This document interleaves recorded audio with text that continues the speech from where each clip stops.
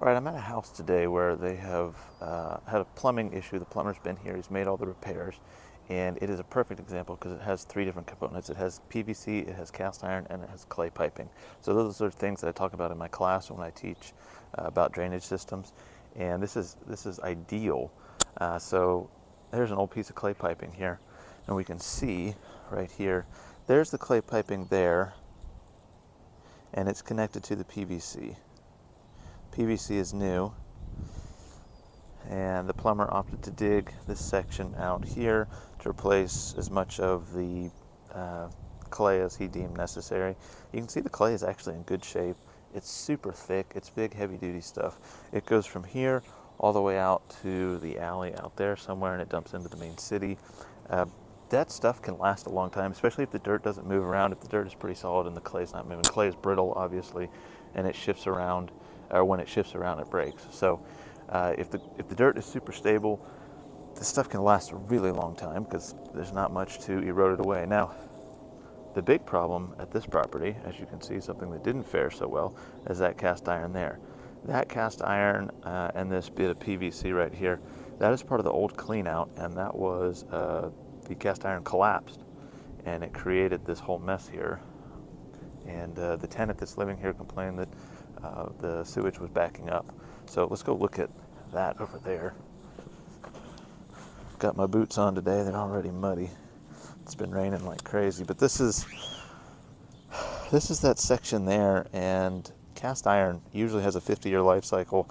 On this house is coming on 50 years. I think it was built in 1958. So you can see that there's already one here, and that's because the kitchen is over there, and they already abandoned the original cast iron that ran underneath the house, and they rerouted the PVC underneath that deck, came here, and then tied into the original drainage system.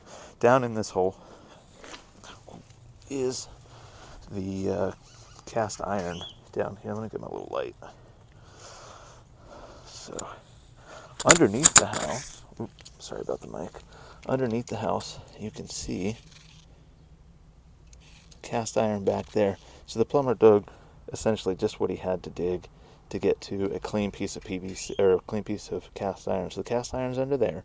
Ideally, we'd like to see PVC everywhere, but we know that you'd have to trench underneath the whole house, or you would have to trench a hole through the foundation, which is no fun, or trench a big long line through the foundation, dig up the cast iron, put new PVC down. Eventually that'll have to happen because it's going to collapse, just like all of this collapsed here. You can see it's just, that's the oxidation. That's what happens when it gets wet over time. It just erodes and oxidizes. Here's some more of it, and this, I would believe that underneath the house it looks a lot like this, cracked and broken. Right now the system's running, but when this tenant moves out, they're going to have to replace all that. So, jeez. With that, I thought this was an absolutely fantastic house to show you guys three different components that can be used for drainage, and you get a real live look at what happens. So when we suggest that you guys do the sewer camera on houses built just 1990 and previous, this is exactly why. So this is a multi-$1,000 repair, and if it goes underneath the house and they have to trench, usually it's tens of thousands of dollars, not just a few thousand, because it's pretty easy to dig right here and it's not super deep. But if you had to trench all the way out there, that's a lot of labor. And then if you have to trench underneath the house, that's even more labor. So $265 for a camera to go through the sewage system is pennies on the dollar compared to what could possibly come up. And you're going to get the most knowledge, the most information possible, and make a good educated decision on whether or not you buy the home or you negotiate with your seller. And then even if nothing happens, you know what you're getting into when you go into the house. So sewer cameras, $265, heck of a deal to avoid this situation, especially after you move in and toilets aren't flushing.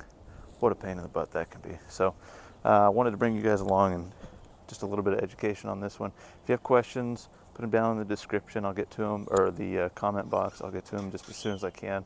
Sorry about the birds. I've got my little microphone here. Hopefully it's not too loud, but if you've got questions, put them down there, or just email me. There's a link in the bio.